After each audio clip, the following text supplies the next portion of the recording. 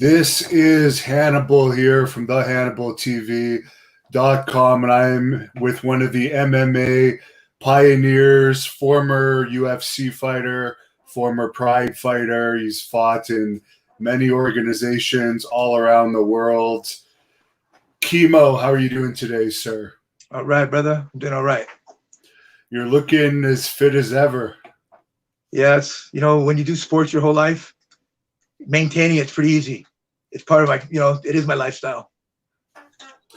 So to start this off, you're from Hawaii. What was it like growing up in Hawaii, and what sports did you play growing up? All right. So I grew up in Hawaii. I was born in Germany, but my dad's from Hawaii, so I grew up in Hawaii. My memories, they're selective, but one thing about Hawaii, growing up in Hawaii is, I call it safe. There's no real crime there. Like, people don't use guns. There's no real, it's usually, if there's an alteration, it's fists one-on-one. So it's pretty safe growing up there. And there's like a kind of a code. People have respect for each other. So growing up in Hawaii, I learned respect. I got to do, you name it, go to the beach all day, play we'd find parks, there's all kinds of stuff to do in Hawaii growing up, skateboarding, dirt biking. So I grew up doing a lot of activities. Did you get in many street fights when you were younger? I want to say, yeah. I want to say I got into a lot of them every other day. But truthfully, I got into like probably 2 fights before high school. My first fight was like 5th grade, and I won it, believe it or not, by a kicking the guy. And my second fight, same thing, kicks. So those were probably the 2 fights I got into. High school, not really, After high school, a few, but I wouldn't say, I could count them probably on one hand. At what point did you start doing amateur wrestling? Because I understand you had some good accomplishments in amateur wrestling. Yeah. 9th grade, I played football.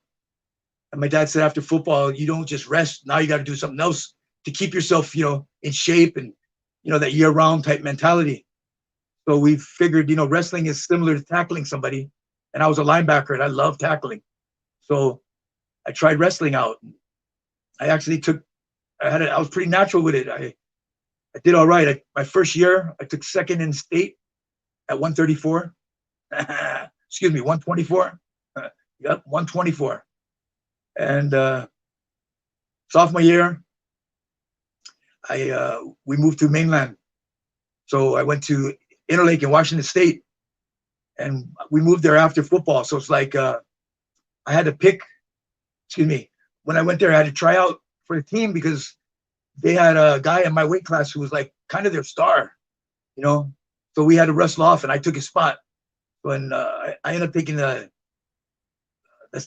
league that year in wrestling, and I ended up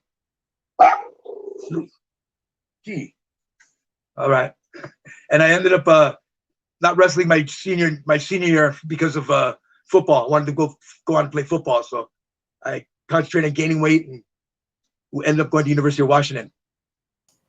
What happened with the injury that pretty much ended your football career? Yeah, I tore my ACL. The first time, you come back from it, but you tear it again within like a little over a year, and you're kind of done. So as far as football, I didn't have the same linebacker. You got to go side to side, so you got to have your shuffle step and you got to have your side movement. And my ACL didn't really give me the same kind of agility as I used to have, so I had to hang it up. I see. And at what point in time did you first find out about no holds barred fighting? Because it didn't really exist when you were younger, really. Yeah. I guess you were there right from the start. Yeah, it wasn't around when I was young. I would think I was like 20. I want to say 27 or 28 years old when we went and approached Art Davey over there at Wild Promotions in Torrance. And Joe San was my my salesman. He was like my manager, my salesman. We had kind of had a, if you saw us together, we had a different kind of look. So he used that look, and we went and talked with Art Davie to get on the UFC, and behold, we were on there. Now, a lot of people wanted to know about your trainer, Joe Son, or I guess he ran into some trouble in recent years. Yeah, he ran into trouble kind of often, but nothing like what he's in trouble for now. You know, I always knew Joe Son was a little bit off. Most of us are, you know. Most of my friends have a little bit of a, I don't want to say screw loose, but, you know, they have their side to them.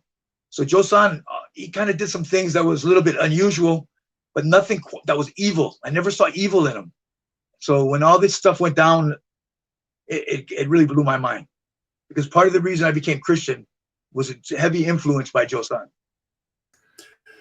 Now, there's going to be some fans that are going to give you tips on here. Tommy from the Bronx gave you a $20 tip. Right on, and said he met you when you fought Tank Abbott. Right on, brother. The Bronx is kind of, it's like Hawaii, similar to Hawaii. It's a little bit harder there, man, because they got guns and knives and a little bit more diversified in their craziness, but the heart is the same, solid. So what are your memories of UFC 3 showing up there and it still being new and getting into this cage where there's very few rules? So we actually got it. They gave us a call maybe 2 weeks before the event and said, you guys are in it. So I was excited. And, you know, at that time, fighting was a platform for me to get out there and show people a different aspect of what they probably think. They already have a prejudiced idea in their mind of what a Christian is, you know, or a nerd is, or they don't understand. It's not what you look like; it's inside of you. And so, you know, that was my reason for going there. It wasn't preaching, nothing in that sense. I wanted them to see a Christian in a different type of you know, environment, in the darkness. And a lot of those people that were watching were like, "How can you be Christian and you're fighting these guys? And I mean, you're trying to," and I'm like, "No, you don't understand. We're both have the same set of mind. We're going to see who's better. There's no ill feelings. We're not malice toward each other. We just want to win." And it's extreme. There's extreme snowboarding. There's extreme dirt biking. You know, some people aren't made for that. But this was something I could do and shined at it. And they billed you as a Taekwondo black belt. Had you actually been training in Taekwondo at that point? That's kind of why I mentioned earlier my first 2 fights growing up as a kid. I did Taekwondo. I never got really to advance in any belts, but I had a kick. And so Joe Son's brother was a sensei in Taekwondo, and you had to be a black belt in a martial art to represent that martial art in the first UFCs, because it was martial art style versus martial arts style. There was no mixed martial arts yet. There was no holds barred. It was no holds barred. Excuse me. So, you know, with my abilities, you know, as you can see in the pre-fight, I was kicking the heavy bag. How high I was kicking it, the form was good. I wasn't swinging all over the place. So I was legitimately given a black belt to represent Taekwondo in the UFC. And as far as the huge cross that you brought with you, was that your idea? How did you transport this massive cross with you to the arena? That cross was kind of sprung up to me in the last minute, right when we were flying to Charlotte, North Carolina, and I was all about it. I was gung ho. Whatever. My mission there, like I said, was to represent Christ and show people Christian in a different light, a different aspect. So I was down with it, no problem. I was actually kind of stoked to do that.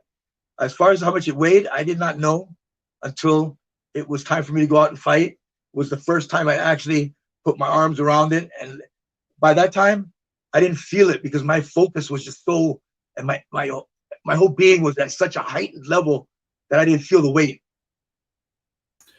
So it didn't blow you up or anything before getting into the cage, carrying that around? No, being my first fight, I didn't really know what to. I wasn't honed in things like relaxing, breathing,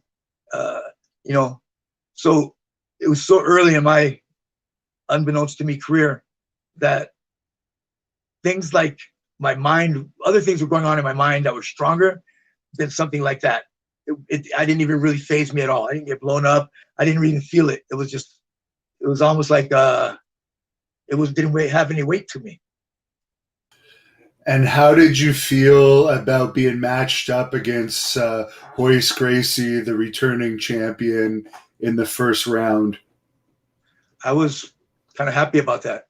I didn't have to go through fighting a lot of other guys to finally get to him at the end. No excuses, fresh, coming straight out of the chute, and fighting him I was kind of stoked on it. Plus, his style was so strange, and people didn't really know what it was. So it wasn't like you're going to lose to somebody knocking you out silly and you're embarrassed.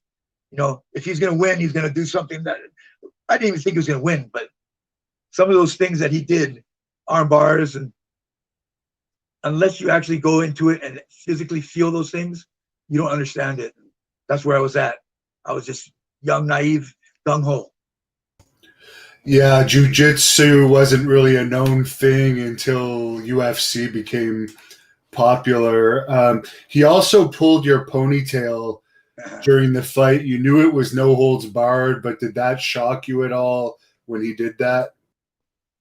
Like I said earlier, the fight, because it was my first fight, a lot of things that experience brings onto you, I didn't have yet. So I didn't even feel him pulling my hair until I was pulling back, which I shouldn't have done because I was choking myself.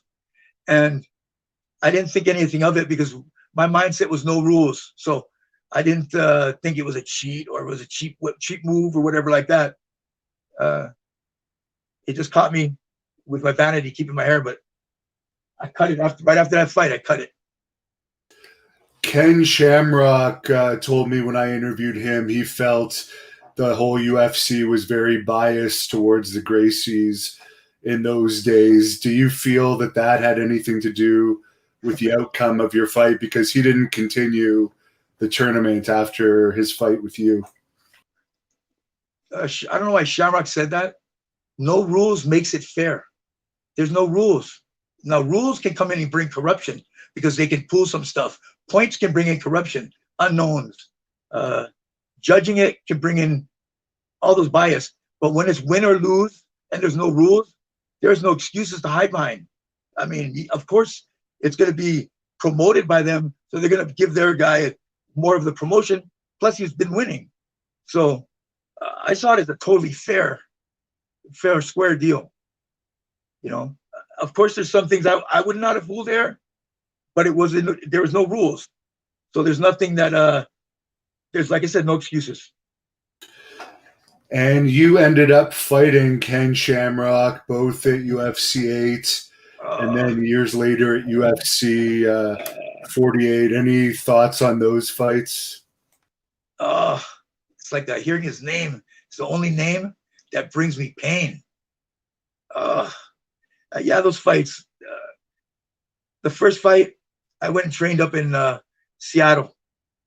I'm not going to mention where because so anyway, I trained up there. They showed me ankle picks, heel hooks.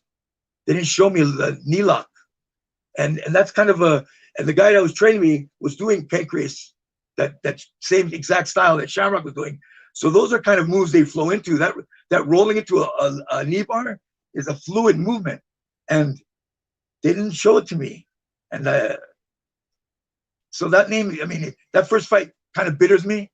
My second fight, I felt jinxed, but regardless of how I felt, I went into that fight to fight. Now, if you watch that fight, I'm going towards him. He caught me. He caught me with something that I shouldn't have done. Knew that I shouldn't have done it while I was doing it, which knocked me on my butt. but I got straight up. I wasn't busy. I was straight up, and I was already, bringing the distance in the Shamrock, and he's backing up, and they stop it. So it burns me out. They didn't let me really finish that fight. If I'm going to lose, let somebody get hit a couple times in the head. This ain't tennis. And how did you find Ken as a person? Because I know personally he's even got under my skin before. So some people don't mind him, other people do. 1 second. All right, I'm back. Shamrock, part of the reason that was awesome back then is because there's all personalities, all different types of people. Glam rock, as Tank calls them, he brought it. When he first was fighting, before I even fought or even thought about fighting in the UFC, I watched UFC 1, and I did not think I was going to fight in that thing. Not because I was scared, but it just that it didn't really have anything draw for me back then. And so, he came out. He had a presence to him. So it's too bad that he doesn't feel there's something inside of him to make him feel that way, that he's got to say something negative about it, because he did very well in that venue.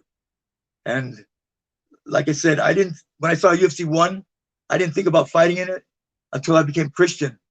When I became a Christian, I didn't want to work in a bar no more. I didn't want to do, negative things like collecting money for, people and stuff like that. So it popped in my head, I can fight. It's not something like Tank. He loves to fight. I fight if I have to, but I won't back down. I'll step up. So here's a situation that I told the Lord, here's something I can do that's actually legitimate. It's not illegal. And there's no malice. We don't know each other.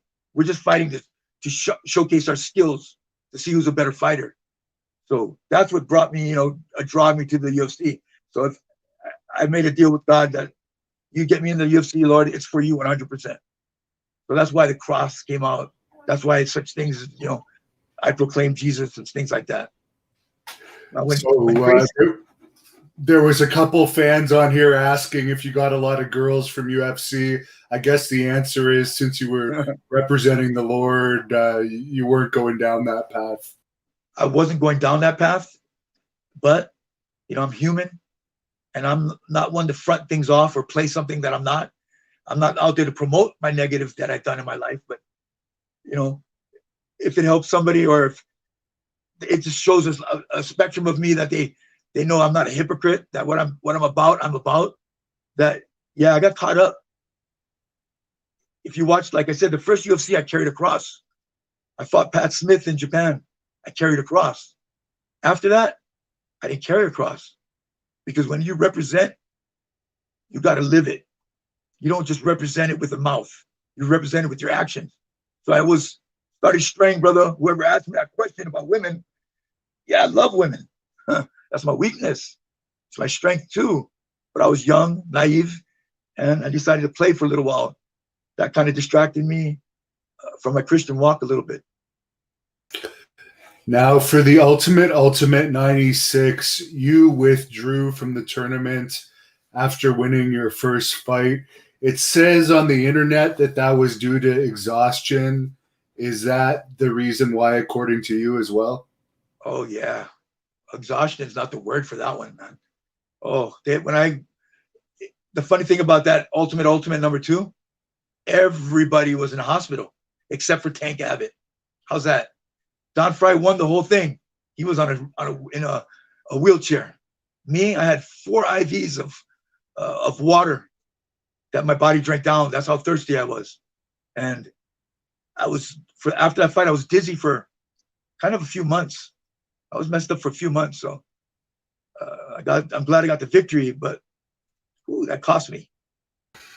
What was the pay like in those early days? I don't imagine it would have been huge cash. Yeah, in the early days, it was more like $1,000 to show up.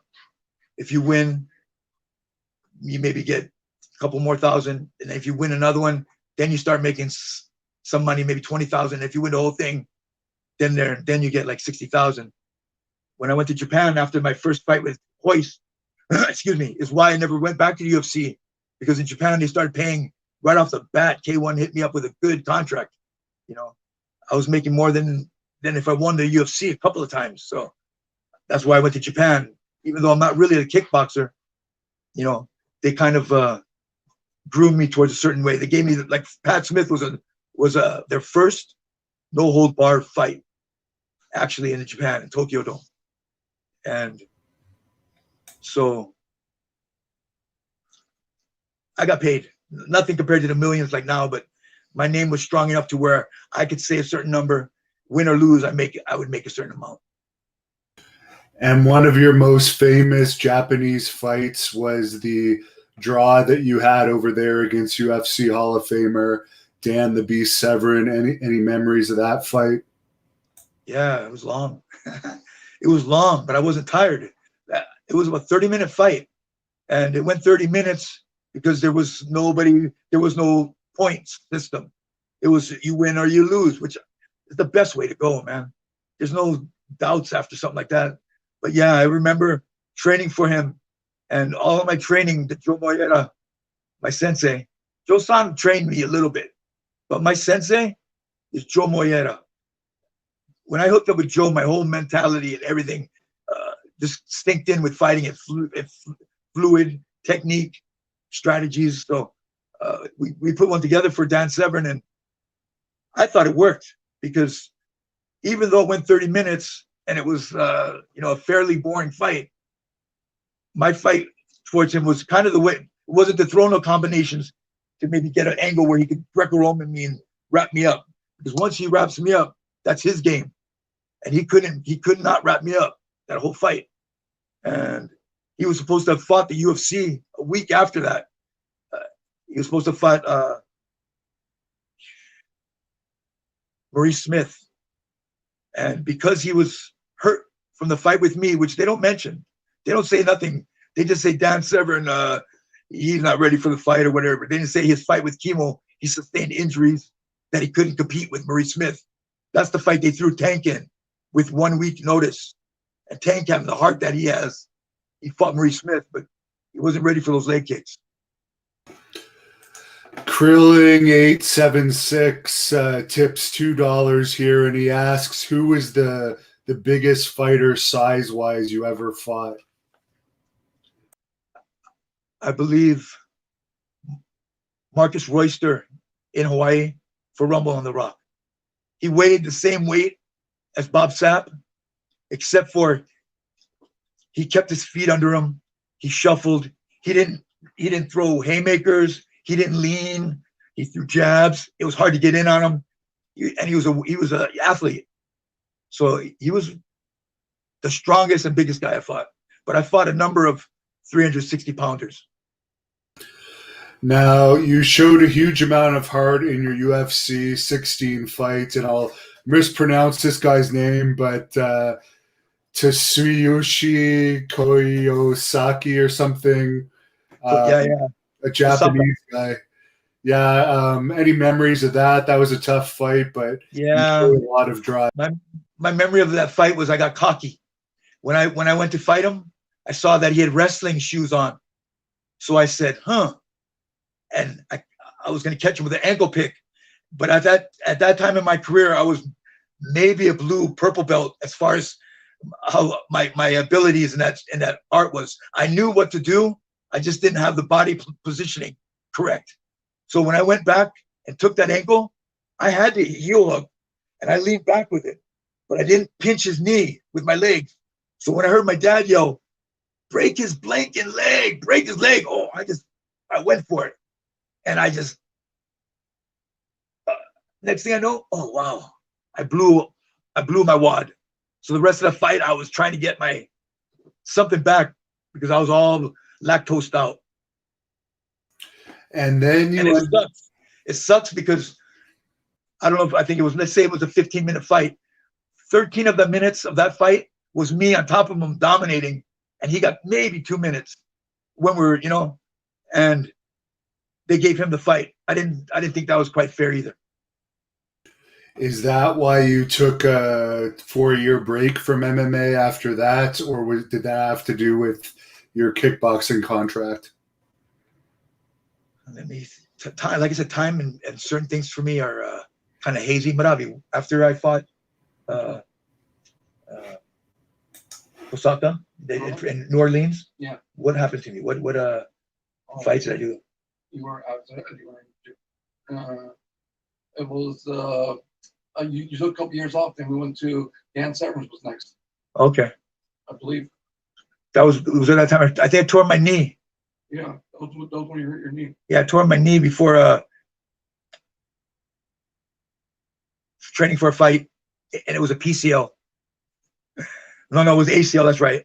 Marcus Royster was my PCL. So I tore my knee before a fight, and those things take about a year to get rehab and stuff back from. Now, as someone already mentioned, once you're on your trajectory, sometimes it's kind of hard. You know, if you got a program and you're training and you're in shape and you're going, it's a lot more, not just easier, but it's mentally a lot. You're in it. You're in it. When you step out for, let's say, a year or whatever, you got to start getting the momentum going again till it finally gets to run its own self. So, you know, even though it was a new sport, it still was professional level. So I couldn't just jump in there after an injury without, you know, rehabbing that stuff correctly. In those days, did the companies pay for the hospital bills for injuries and surgeries, or did that come out of your pocket? Say that one more time. When you had injuries in those days or required surgeries, did the companies pay for it, or did you have to pay for it out of your own pocket? It came out of our own pocket. But, you know, hopefully people had insurance. I had insurance to cover all that. But, yeah, you know, because I fought Marcus Royster on Rumble in the Rock in Hawaii, and I tore my PCL and ACL at the very last 10 seconds of the fight. I won the fight, but after that fight, I couldn't walk for a while, and I had to get my knee surgery that came out of my own pocket.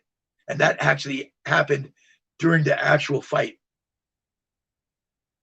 Now, as far as your UFC 243 fight against Tank Abbott, any memories of that? I know Rick Bassman told me that you guys had some legitimate heat. Tank is a HB bad boy. That's where that nickname came from. Came from Tito. Tito's a good guy. Plays a bad guy role. So walking around Huntington Beach, it's Tank's town. I'm from Hawaii, you know, and I'm cool with whatever. As long as nobody gets in my face trying to get disrespectful. Hey, whatever their trip is, their trip. But this one was special because we're going to fight. We're going to see each other. We're both in HB. Even though I'm not, you know, I'm from Hawaii, I'm living in HB. I'm an HB person now. You know, at that point in my life, where I live is where I rest my head. So to walk around with my head up high, that fight was going to have to be a victory. And, you know, Tank he owned that reputation of Huntington Beach. So it was a lot more than just, you know, just a fight. People might have just saw it and thought, oh, okay, Huntington guys. But when you're actually in it and it's your mind and your heart and everything that motivates you behind it, it's a whole different experience than somebody just watching it for sidelines. So it was a really, there was a lot of pressure on that fight. And you ended up beating him. Any memories of that? Obviously, you were happy about it. Yeah, when I trained for Tank, it was like, okay, let's see. There were certain things we're trying to come up with. And it usually is, my plan is that what I come out with. How do I first approach my opponent?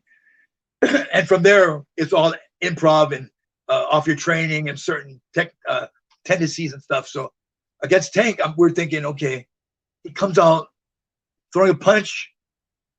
It's not as exactly, that's kind of his game. Shooting in, he's going to probably think I'm going to shoot in.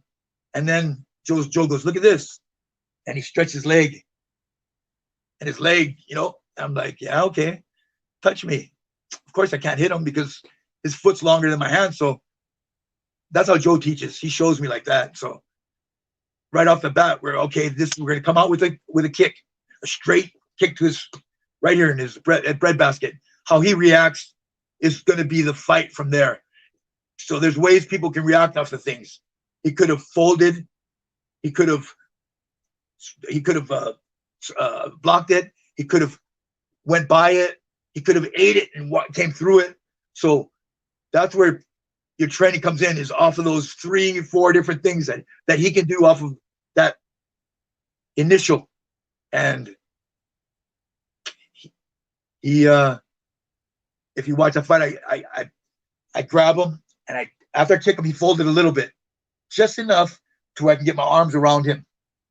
And when I got my arms around his upper body, I jumped up to pull him down, to pull him to the ground. But Tank's strong as heck. So when I tried to pull him down, he resisted. But the moment he resisted means he had his feet planted solid to pull back to have that. So once I felt that pulling back, I let go and took an ankle pick. And he went right down because all of his weight was basically on his feet, you know. And then when he went down, I was jiu-jitsu all the way. I just climbed up him, no space, and mounted him. And then I was for a second, you know, just letting my muscles, everything relax, just catch a quick breath, and just not to blow it up. And just as I went to hit him, I hear some people booing, and I'm just like, these guys, the audience didn't really have a education as to how ground fighting exactly went. They didn't really see the little movements and how important they were. So, but yeah, so anyway, I climbed him, I go up to throw a punch, and he throws a punch at me, and I slip it, and I got my other arm around his head, and I got him now. I'm going to choke him with his own arm. And usually for that move, it's a wrestling move, you usually got to jump over to the side, you got the arm, and walk towards the head, which gets the angle of the choke to where it's really tight. But because his arms are so big and my shoulders were big, I was able to cut off. I could hear the air going out. I couldn't hear the air going. I just heard. So I knew he was having a hard time breathing, and I just held it. I knew that if I jumped over to the head, Tank would have rolled me. He was probably waiting for that move because that's a wrestling counter, and I would have no hand to post to stop the roll. I don't want to be on my back against him. And as far as your famous fight against Bam Bam Bigelow, who set that up? Were you at all intimidated at all, or did you think that was just going to be easy because he was a pro wrestler with no MMA fighting experience jumping in there against you? You know, I came from no experience. And look how I did. Just because of things like, you know, being athletic, being more like an alpha male who attacks. So, and anytime somebody fights against you in a fight, they have a chance. So if you go out there thinking, oh, this guy's nothing, you're going to get surprised. You know, so I don't think that way. When I see an opponent, I look at what are the benefits of that physique. You know, that's what we learned in the first UFC, is not knowing who we were going to fight. We had to size people up. We had to look at movements.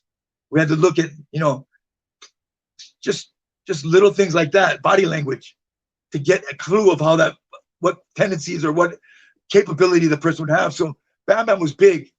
He was a big guy. There's no way I could get my arms around his waist.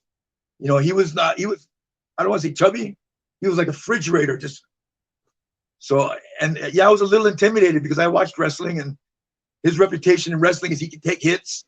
He's athletic. He does some pretty acrobatic. He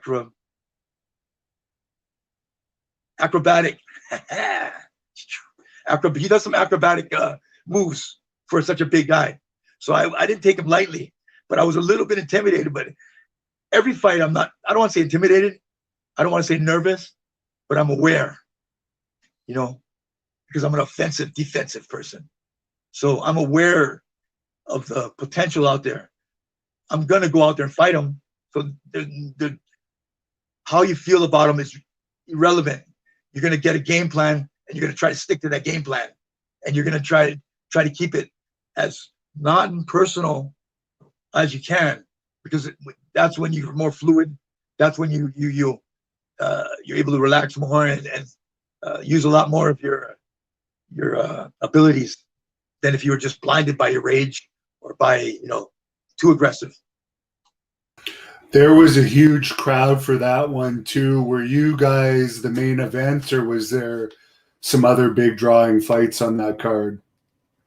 There was some drawing names on that card, but we were the headliner fight, you know, and it was Tokyo Dome. Tokyo Dome holds, I don't know, like the Coliseum packed, and it's live. It's on live TV there as well. So that shows you at what kind of popularity that was out in Japan. That one was put on by a private promoter who put up his money to promote it. And so it wasn't no organization. So some of the fights it was pretty interesting. Some were karate fights, some were judo fights, some were, and 4 of them were MMA. And I believe Severn fought, Mark Hall fought, Don Fry on that. Mark Hall fought Don Fry on that. It was a great fight. Hickson fought, no, Hickson didn't fight when Shamrock won, excuse me, on the Bam Bam. Yeah, so that was a good experience. Apparently, Bam Bam allegedly claimed it was a work. Is that just him trying to save face? I don't see him saying that.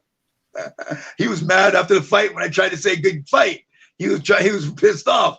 If you watch the camera, you know, the Japanese film stuff afterwards, and they try to film him, he was pissed off. Get that camera out of my face. He had a knot. That knot was not no work. If you watch me hitting him, and I'm hitting him, you can hold the fence. So I'm holding the fence, and I'm throwing down my blows, but I'm not just throwing them. I'm throwing them like my hips, my weight coming down. I'm landing those on his temple. His head's going. I mean, you can feel when you hit somebody, and it's hitting them flush. So I was catching them flush. So anybody wants to say that was a work, watch it. Tell me that's a work. And then I got him with it. How deep that choke was. It was deep. So, and the fluidness from the fight. You can have fake fights, but there'll be times in it, something cheesy might give it away. You know, they also say my fight with Sakuraba was a work because, like I said, the one with the Bam Bam, they threw some other kind of fights in there. There was a couple of shoot fights, you know, just like what Shamrock did, Pancreas. That's works. Not all of them, but there's works in there. So, you know, as far as I know, at the level of MMA, you know, or excuse me, of no hold bars, anything that was a no hold bar fight, there was no fake ones. You can't fake that. Now, if it was rules involved, you can fake it. There's all kinds of things that can happen. So, you know, and Sakuraba, when I fought him, he said, no fist to the face. And, you know, most of my career was in Japan. But I know the Japanese, they try to make the fight go a certain rhythm the whole fight. They're gearing it to a gear to keep it that same rhythm the whole fight.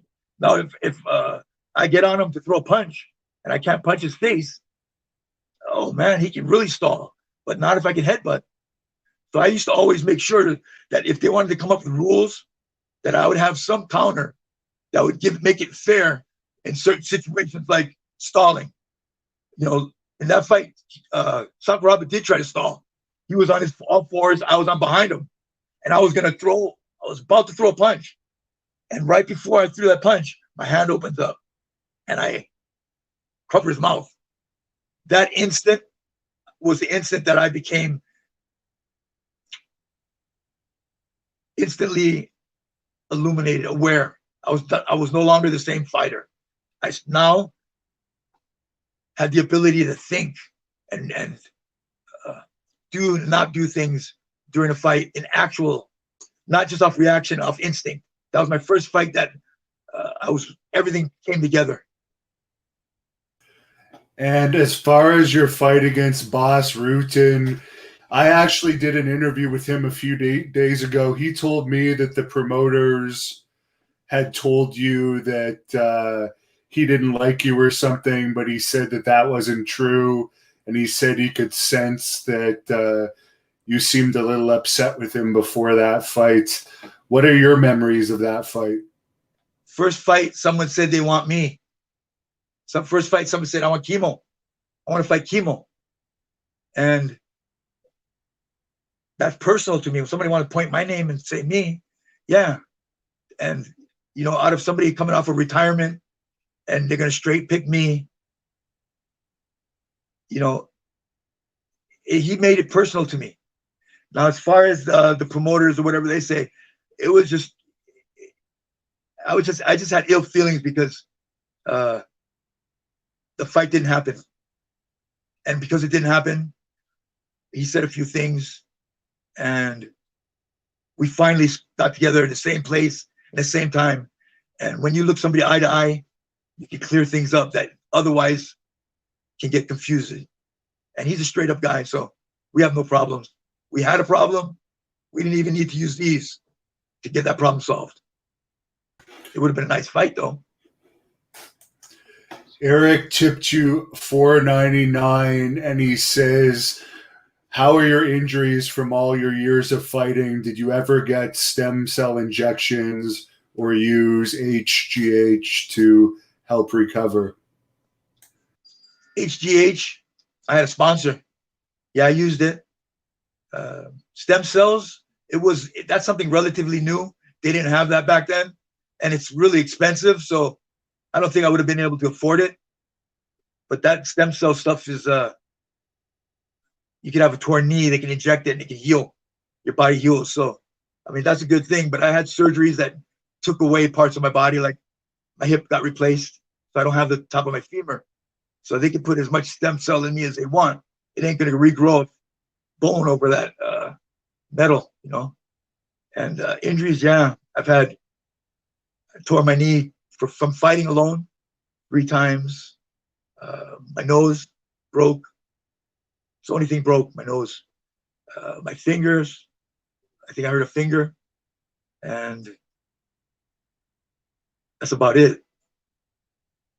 That's about it. But I had injuries that I didn't get surgery to. Shoulder. That it gives me problems. I'm a little older now. I'm 52. So little pains and soreness that I had when I was younger, you notice them more when you're older. So it takes me a while to get up. I got to do the bath with the Epsom salt every now and then to get my body, you know, feeling good. I got to elevate my legs every day and certain things, but I wouldn't have changed it for anything. Did you ever have tendonitis in your shoulder? Because I know a lot of fighters get that from jabbing. Yeah, I didn't get tendonitis. I think I might have pulled something up in there, because every so often a certain movement will make it. Just like when you tear an ACL, it feels kind of normal, but you know something's wrong, and you take a step wrong, and your knee just kind of gives out. So my shoulder kind of gave out. So it wasn't really tendonitis. Something needed to be probably repaired, or there was a slight tear. There was a slight tear in there. So it probably got worse when I got a little bit older and stiffer and stuff like that. And there's some pains injuries I didn't know I had were injured, you know, that I feel today. Little ones in my back, maybe in my neck certain times. But overall, pain is something I came to accept. You fought Bob Sapp under K1 rules in Las Vegas back when Bob Sapp was still a monster. Yeah. And now he's taken a lot of fights where he just does it for the money, clearly. But back then he was in his prime. Any memories of that fight? You've said you're not a kickboxer by trade, and you were doing those for the great paydays. He wouldn't fight me MMA. He wouldn't fight me anything but kickboxing. You know, so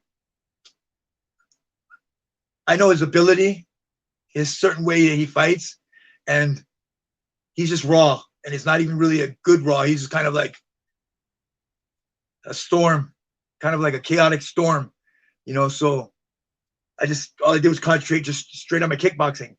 I didn't get enough certain things, you know, experience would have brought. But it's just weak that they stopped that thing in the first round and they give him a timeout for, like, I don't know, a couple minutes, 5 minutes. And I don't do kickboxing, so when it came, you know, with the rounds and the resting in between, you know, I didn't know it was taking much longer till I'm out of my game. Until when I'm realizing it, I'm no longer fighting him. Now I'm like, hey, what's going on? What's going on? That's a whole different animal than somebody that's coming at you and coming to eat you. And there's such thing as size advantage if you can use it to your advantage. So Bob Sapp, he did very well with his size. He wouldn't have done well if he didn't have that size, but that size was who he was. So he had some victories that brought him to the level he was at. But being hit, some people changes their whole outlook. You know, he fought, I believe it was Mirko Krokop. Mirko busted his face, not his nose, his face.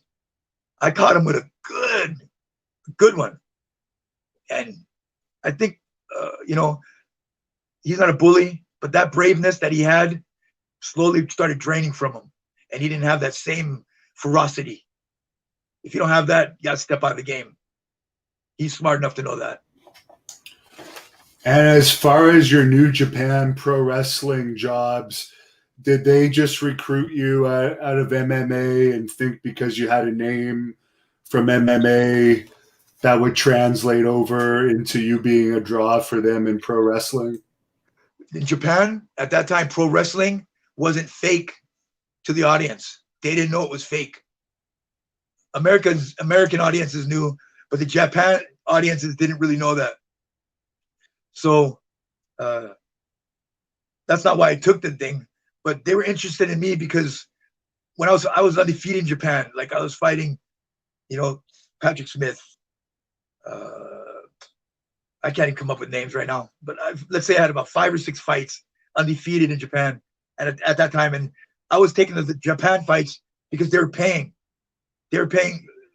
what's right, whereas the UFC would, like, you know, we talked about earlier, they would give you $1,000 to show up, and you can't live off that, man. And you know, I feel when you do it to a certain degree, you should be paid for it. And so UFC wasn't really paying me. That's why I didn't fight in as many UFCs as I would have wanted to. And I took a lot of fights in Japan that people don't even know about. But I was offered a contract with New Japan Pro Wrestling. And at that time, UFC was starting to dwindle. So the market was maybe going to disappear.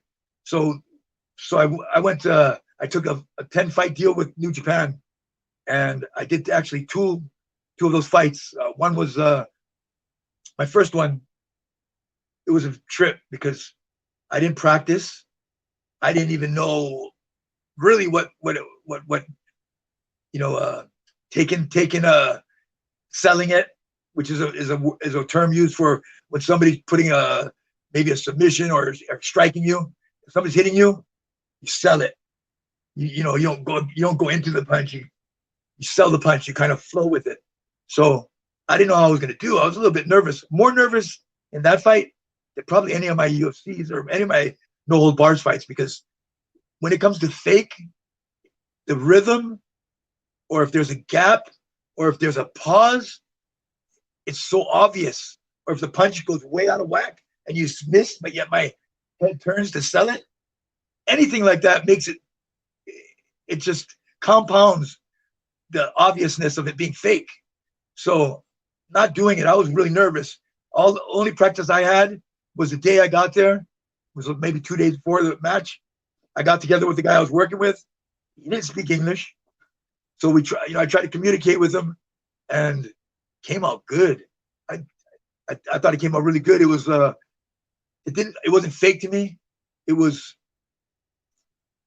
like you had to keep yourself, it's like a dance. You had to play off each other, but you didn't know what the steps were. You just had to you had to feel it and go with it. And if you were off, it would have shown. And I thought it was pretty good. I thought it was really good. Another example of, you know, it's going to be fake, rope escape. Anytime there's a rope escape in any match that you watch from the past, that's a fake fight. So Pancreas, they do rope escapes. They just touch the rope, put your leg on the rope, arm on the rope. So that's what shows that it's a work, you know. And I only fought 2 because something happened over there. And it wasn't me, but it was somebody I was with who was actually representing me. And so it made me look bad. And they didn't fulfill the contract because of some things that were said behind my back that I didn't know about. I wasn't dealing with these guys directly, so. But it was cool. Macho Man, Steiner Brother. Who was that other guy, Manavi? Benoit. There was one on January, I think it was the 1st or something like that. My birthday's January 5th. So it was pretty cool. That was my second match for New Japan, where I fought Fujita.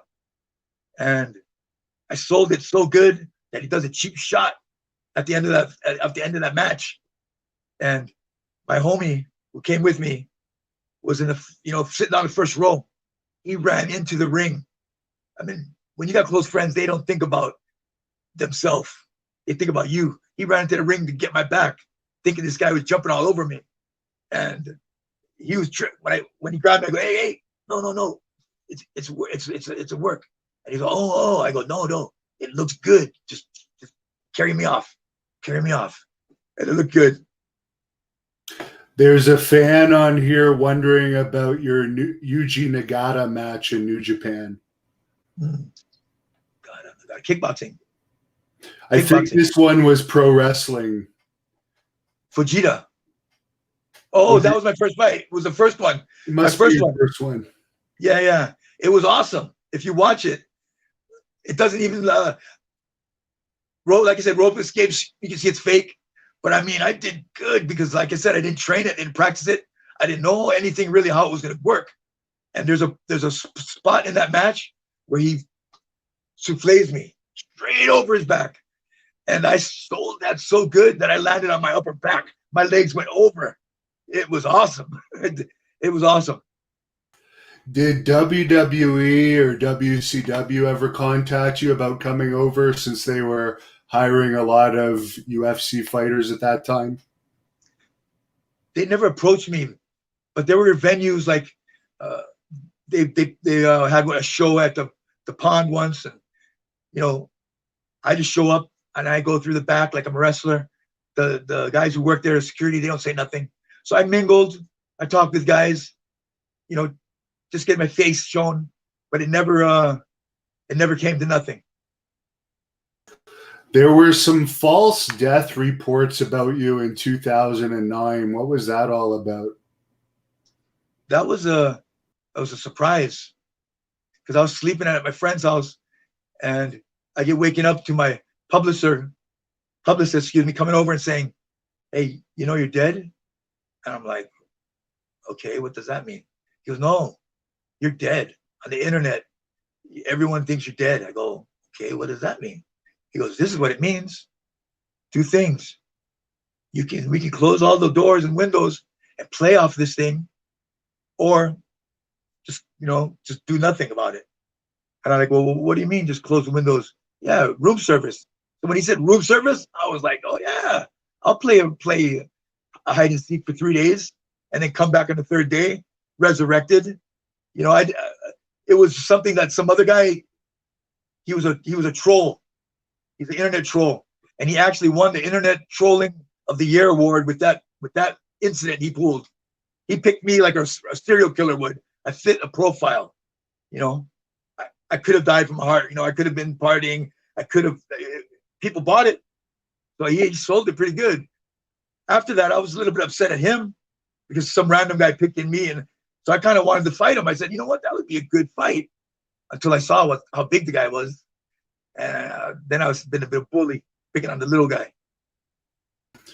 And as far as your thoughts on the UFC that you were part of, no holds barred, compared to UFC today, where there's a lot of rules, which version did you like the best? Are you happy you competed when you did? I'm stoked that I competed when I did, because Raw is more me.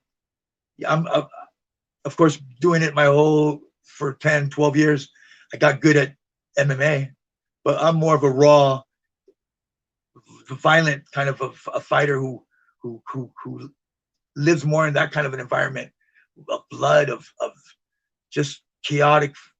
Anything can happen from any moment is more of my style.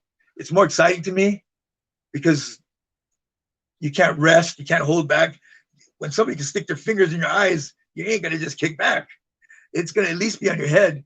Oh, this guy can do this. If somebody can headbutt you and you've ever been headbutted, you ain't going to just lie around and wait for headbutt. So all those kind of factors played a lot into it. In the beginning days, people don't understand. Now, as far as comparing them, I can't compare them. One's this animal, the other's this animal. It's like comparing, it's like saying Carl Lewis, the fastest runner at that time. Let's go put him in a swimming pool and see how fast he's in the swimming pool. So I can't really compare it. My appreciation for the new game is, wow, I'm really impressed at these, where they've taken it, not just how they've taken it. They've optimized genetics. They've optimized diet. They've scientifically, they got their training.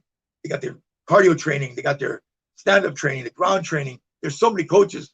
That's part of the reason they're getting paid a lot, because they got a lot more money to pay. They got to pay a lot more out to the people to train with them and stuff like that. And I can really appreciate the new game. Sometimes it's boring because you can there's certain things you can't do when you could have done them. Like Bones Jones, he throws a spinning elbow and lands it. So he's dangerous, and that little bit of different of angles that he can come with keeps the opponents guessing, and you ain't got time to guess. That's when you're gonna get landed. So I really appreciate those kind of fighters. The Bones Jones. I guess only Bones Jones now. I just don't know names. I don't know names. But Silva, when he kicked Vitor Belfort in the face, that was beautiful. I mean, I went to my a friend's. He does therapy for sports athletes. So he's got a lot of MMA memorabilia. He has a poster, or excuse me, a photo, poster size of Anderson Silva's foot right on Vitor Gracie's face, and you can see the concussion. There's 3 circles from the concussion in his face. It's such a sick picture, and that was such a perfect move at that time. How can you not appreciate that? And Steven Seagal said he trained him. That was funny. There's a fan on here that tipped you $4.99, and he asked if you would ever do a charity fight like Mike Tyson is doing right now against Roy Jones. And if yes, what charity would you want to do the fight for? Wow, good question, bro. Good question. When you get a chance, what's $4.99? Is it a special number, or what is that all about? Oh, that's just he tipped you $4.99. Like some of these fans asking questions are giving you tips that I'll be able to send you later. So he was just tipping you $4.99. Right. I understand that, but I was just wondering if there's a special meaning behind that number $4.99, because I guess somebody else asked a question, tipped me that same number. I was just wondering, coincidence, or maybe it's representing their neighborhood, or that's what that question was about. But as far as charity fights, I fought Tank Abbott, celebrity kickboxing or celebrity boxing. Oh, terrible. We got booed because we looked terrible.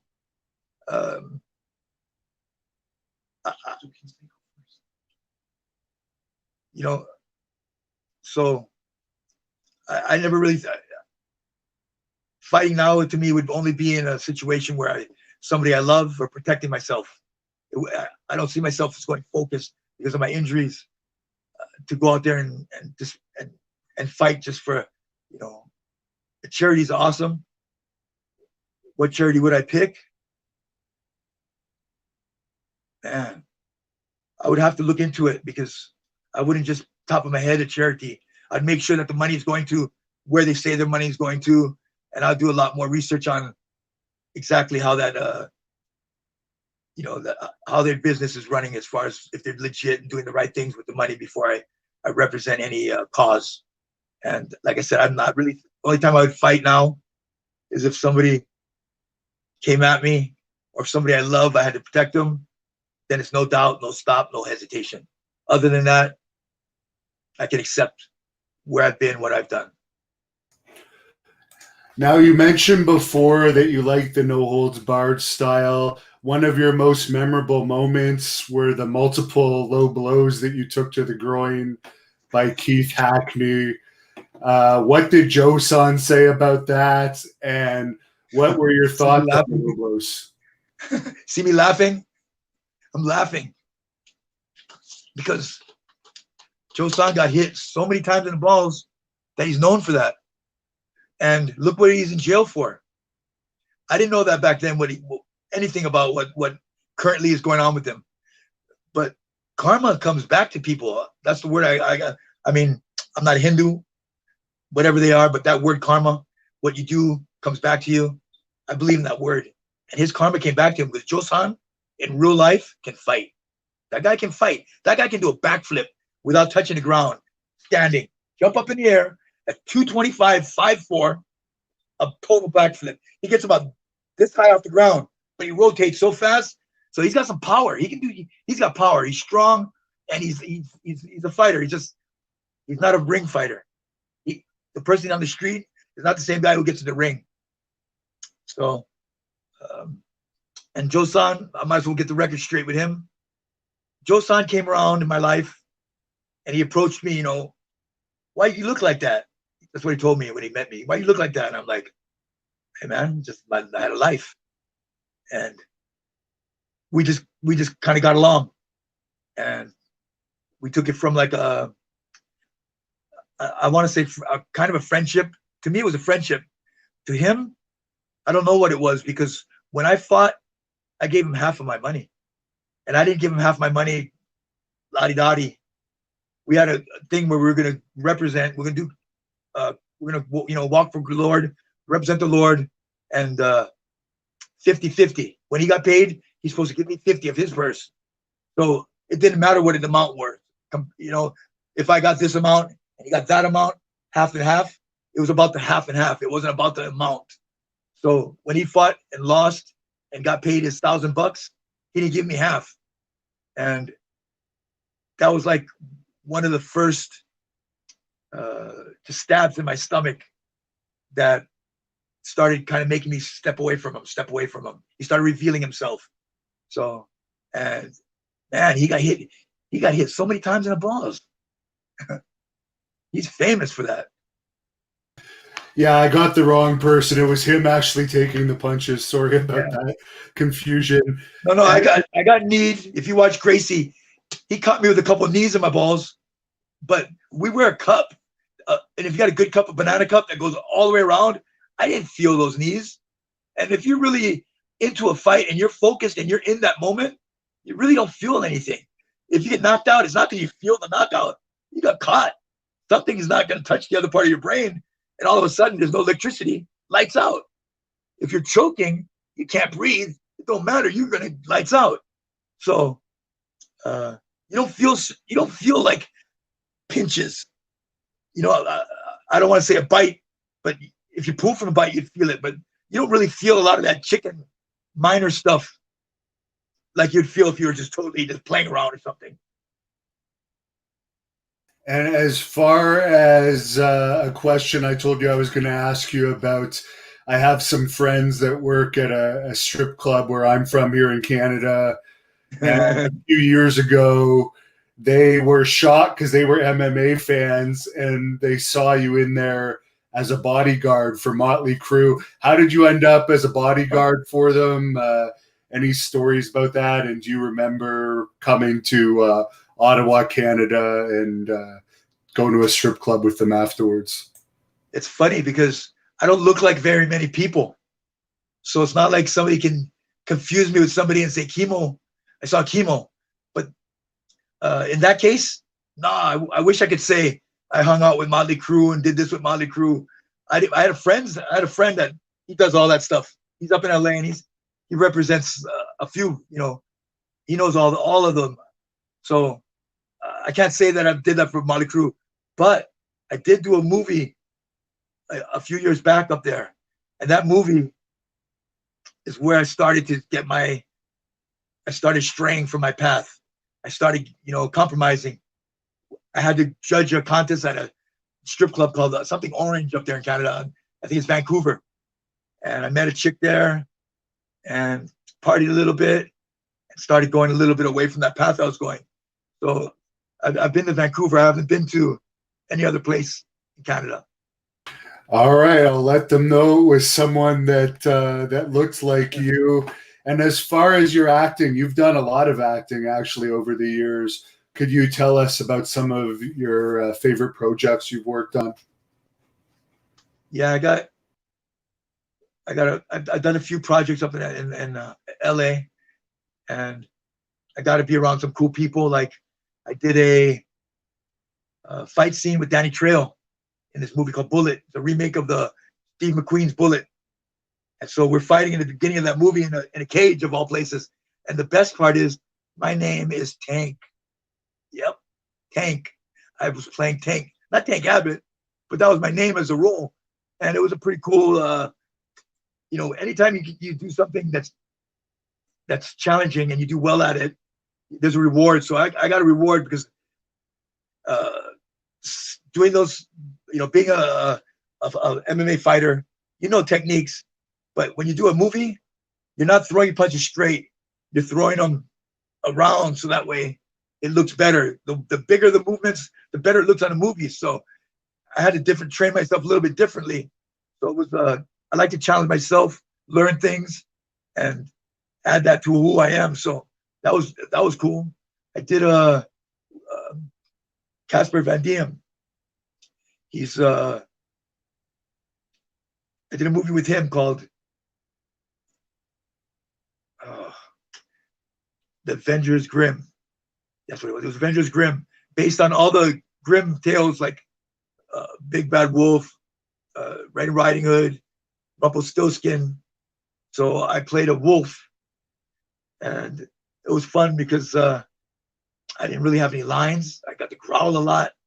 I was around a lot of good-looking women, and it was a good scene. People were cool, and I got along with them. I did a few other things. I did something with Carmen a long time ago.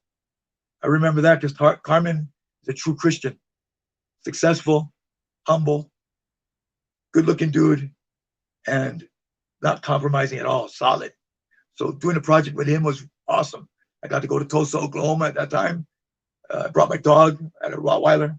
So my dog came with me, and everybody was cool. It was like a family. Horian, who does the promoting for the UFC, was a fight choreographer. So when I fought Carmen, he choreographed the fight. Carmen caught me in a triangle. So that was cool. I've done a few other ones. I really have to think to get them off my head because I don't really live in the past. I live in here and now. So things I did in the past, yeah, they're cool. They're fun. I'll do them again. But I don't really live in the past. I live in the now. Now, you've already covered this, but there's a fan here tipping you $3 and just wants to know, in your opinion, was Bam Bam tough? Bam Bam is tough, was tough. God bless his soul. He could take hits. I was hitting them solid. Like I said, solid. I had the fence. I pulled myself down as I'm throwing the punch, and I'm twisting my hips.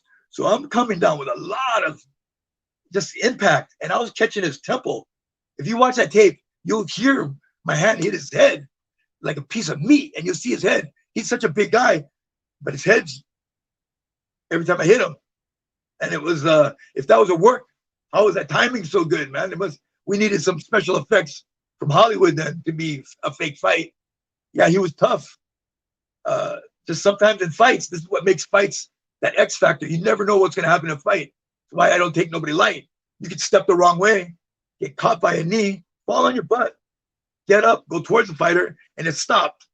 So that's what makes, if you care about your fights or your record or who you are, that's what gives you that nervousness, that edge that I feed off that edge. I ride that edge because that keeps me alert. It lets me be aware. Like I said, I'm more aware and more conscious when there's a little bit of potential of danger there than if it was just happy-go-lucky.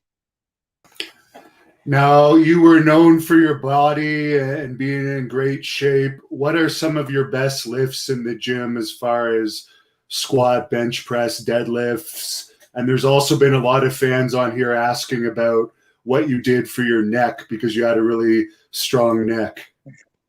Yeah, my shoulders was my strong point, my favorite lift.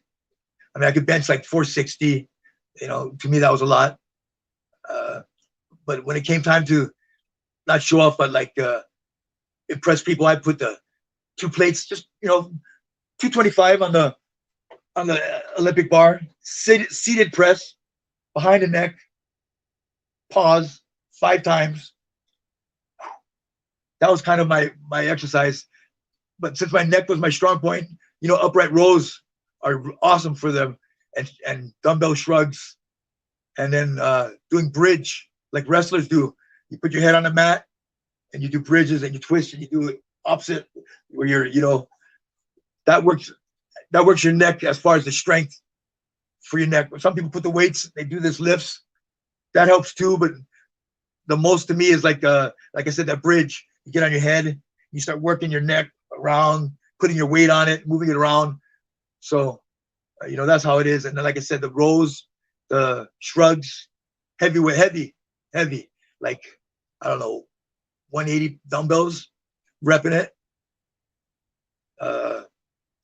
Bar, I don't know, just like 315, 3 plates, just alternate grip. So that way you stay, you keep the symmetry. And yeah. And then for football, we had to do exercises. I don't really remember my squat was at all. My deadlift was like 230. Bench press, we had to do 225 for a number of times, not what your max is as far as one time. Your max had to be how many times you do 225. I think I did it 38 times or something like that. And then we had to, even running, we had to do a mile under a certain time. So running, I used to get a kick out of running too, man. Not really so much the long distance, but kind of like the intervals. Like, say you go to stadium, you go up the stadium, up, down, then you come around to an incline, you sprint the incline, then you jog back to this bleachers, then back up the bleachers, boom, and come to the incline, sprint, take your jog. So that's the kind of running I liked. I got into the running. That's where most of my leg work came. I didn't really lift too much when I was fighting. We'd pick up our opponent, carry him around the mat. That was our legs, or just like swimming, flutter kicks, keep yourself out of the water, bleachers, and those kind of things was more of my workout for my legs than was weights. A few people have mentioned on here about your Paul Varleen's fight that you looked very dehydrated. Was that a factor in what happened with that fight, and what was the reason why it looked like you would cut weight for that fight when he was a big guy? I fought Bam Bam, I don't know how many weeks prior to that fight. So I fought Bam Bam in Japan just prior to that fight. And I was offered the fight with Ultimate. So I took it because they actually gave me a good paycheck. And yeah, I was dehydrated. I didn't really realize it. Yeah, sometimes if you're in the moment, you don't really realize certain things. I didn't know I was really that dehydrated. I didn't really know I was that light. It was just, coming from Japan might have changed my little bit of my eating or something like that. I didn't feel weak. I didn't feel any negative things other than the fact I didn't catch him on my shot, and he landed on me, and he was heavy. But I got him in the end. If you saw that fight, you don't wear a shirt. You did get the victory in that one. People were just concerned about how you looked, I guess. The lights, people don't realize that those lights for filming is so hot that just being under those lights, you're already losing your water and stuff like that. Fighting under it, yeah. But if you're getting mauled by a big old dude who's just and using a lot of energy, that's what took all my water out of me. I wasn't dehydrated before the match. I was dehydrated because of the match.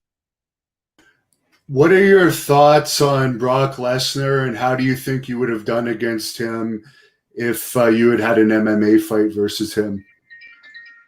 He like I said, there's such thing as size advantage. He's an example. It's not just size advantage because he's big. No, he's big quality. He can move. He's an athlete, and he's got the mentality. So he has a danger to him. He don't like getting hit. He retired once getting hit. So as far as me fighting him, honestly, I wouldn't look forward to it. It wouldn't be a fight I wanted. I would have done it. I see him as definitely an obstacle because his style against me, it would be not so much in my favor because, yeah, I'm on the ground. I can fight off my back, but I'm not Gracie on my back. You know, I'm not happy under there. So, I mean, I can fight from my back, but I'm not really happy there. So, and then my whole career, I never picked a fight. I fought whoever they put in front of me. If they would have put him in front of me, I would have fought him. When I fought Bam Bam, I was supposed to have fought Bader, that big old wrestler that had that red thing on his face. That dude's big. He's a monster. He got hurt like before the fight, so they gave Bam Bam, I don't know, maybe 6 weeks before the fight, they changed it to Bam Bam. So that Vader one would have been interesting. That would have been crazy, man. Bam Bam was crazy because I played a video game, WWF or WWE back then. WWF. So Bam Bam was crazy. His head was tattooed. He had his own song coming out. It was like, oh, right on. So, and you don't know how somebody's going to be that's got no. I never watch film on my opponents. Never. Well, why do you watch film to look for I don't need to find an advantage because my opponent makes a mistake. I never fight off of a mistake. I fight my fight to my pace, to the way I want to fight it. So it's like I never really looked for a weakness in my opponent to take advantage of a weakness. I just, that wasn't the way I ever trained. And because in the beginning you couldn't get tape. So I never really started with that. And yeah, it's just so many things are going through my head because of this interview that I've never thought about before. I haven't really, like I said, I don't dwell on the past. So when I start to come up with these memories and dredging them up, it brings back some really good memories, crazy memories, no regrets, but it just it blows me away a little bit. Speaking of which, the fans wanted me to ask you your all-time favorite fight and your least favorite person to fight, whatever reason that may have been. All right. My favorite fight, Pat Smith. I fought on my first fight in Japan. It was for K1, but it was a no holds barred fight. They lowered the cage like a wrestling style from the top of the, into the ring. It wasn't an octagon. It was an actual kickboxing ring. So the floor was made out of a plyboard with not a canvas stretched over it. So it was kind of slippery, and we got hell of rug burns from it. It felt really primitive in there. I like the feeling of it. So, and I won because I caught him with a nice headbutt. At the time, he was coming off a victory off Andy Hoog in Japan, so he was starting to build a strong reputation there. His last fight in the UFC is when he caught that one guy with the elbows and just nailed him with the elbows and just cut him the heck up. So he's a dangerous fighter, and I fought him, and I messed him up. I got him with a good headbutt, opened him up, and a lot of blood. That's a good victory to me. As far as I wouldn't want to fight. Somebody I wouldn't want to fight. Igor Vovchin at the time. Igor Vovchin. He's just he's a Russian before he's the first real Russian that brought Russia on the stage for fighting. He was sick. He had that heavy hands. He threw him kind of like chuck and Vandalay, kind of like that kind of like that hook coming out of like some different angles, and it was heavy. And a lot of these Russians have been through so much pain that this ain't pain to them. This is enjoyment. You know, they get to hit back what's trying to hit them. So they're tough. They don't show emotion. And if you really know fighting, you know that emotion is your enemy. It's not your friend. Adrenaline is not your friend. Adrenaline will make you blow your wad and you'll be tired. So he's an even keel in his head, and he's dangerous. That guy was dangerous. He destroyed Paul Barlins. Is there anyone from the current UFC scene, whether it's Francis Ngannou, Stipe Miocic in heavyweight, that you would have liked to have fought if you were still in your prime?